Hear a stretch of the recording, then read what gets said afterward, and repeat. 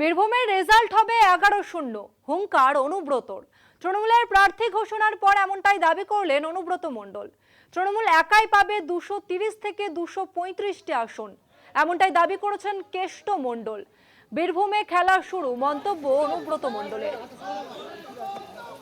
তৃণমূল একাই পাবে 230 থেকে 235টি সিট। আরো বিস্তারিত জানাবো, আমাদের সঙ্গে ফোন লাইনে রয়েছে প্রতিনিধি মনা বীরবংশী। মনা, অনুব্রত মণ্ডল ঠিক কি বললেন? দেখো তসমিনা, আজকে বোলপুর শহরে একটি তৃণমূল কংগ্রেসের প্রতিবাদ মিছিল ছিল।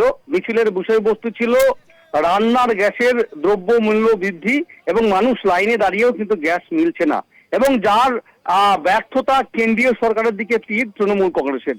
এই বিষয়বস্তু নিয়ে আজকে বোলপুরে একটি মিছিল ছিল সামনে বিধানসভা নির্বাচনকে সামনে রেখে, এবং সেখানে দেখলাম যে অনুব্রত মণ্ডল বিশেষ করে গতকালকে তৃণমূলের শীর্ষ নেতৃত্ব প্রার্থী তালিকা ঘোষণার পর এই প্রথম অনুব্রত মণ্ডল সেই মিছিলে হাঁটলেন এবং সংবাদ মাধ্যমের মুখোমুখি হলেন বলা যেতে পারে। এবং তিনি পরিষ্কারভাবে বললেন যে এই যেভাবে গ্যাসের একটা আকাল দেখা দিয়েছে, সাধারণ মানুষের গৃহস্থে আগুন, কার্যত মানুষ খাবে কি, তিনি পথে নেমেছেন এবং তিনি বলছেন এর প্রভাব আগামী এই যে নির্বাচন, সেই নির্বাচনে কিন্তু ভোট বাক্সে পড়বে।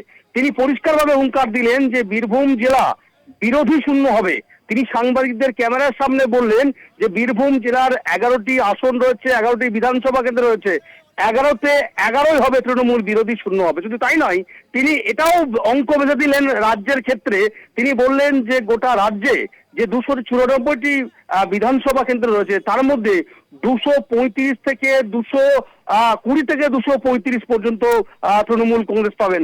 এটাই কিন্তু অনুব্রত মণ্ডল বললেন। কারণ আমরা দেখেছিলাম 2021 সালে অনুব্রত মণ্ডল যে এক্সাক্ট ফিগার বলেছিল, ঠিক সেরকম কাছাকাছি কিন্তু সেই অঙ্ক কিন্তু দাঁড়িয়েছিল। আবার অনুব্রত মণ্ডল বললেন গোটা রাজ্যে 220 থেকে 235 আসন তৃণমূল কংগ্রেস পাবে। চতুর্থবারের জন্য আবার নতুন করে নবান্নের মস্ততে বসবেন তৃণমূল সুপ্রিমো মমতা বন্দ্যোপাধ্যায়, তিনিই মুখ্যমন্ত্রী হবেন, এমনটাই কিন্তু হুঙ্কার দিলেন অনুব্রত মণ্ডল। সেটা কিন্তু বলা যেতে পারে। তুমি জানো যে গতকালকেই প্রার্থী ঘোষণা হয়েছে, তারপরে এই প্রথম ক্যামেরার সামনে এসে কিন্তু অনুব্রত মণ্ডল পরিষ্কার করলেন এবং তিনি বললেন খেলাও হবে এবং তিনি প্রচারে যাবেন এবং ঝাঁপিয়ে পড়বেন নির্বাচনী প্রচারে।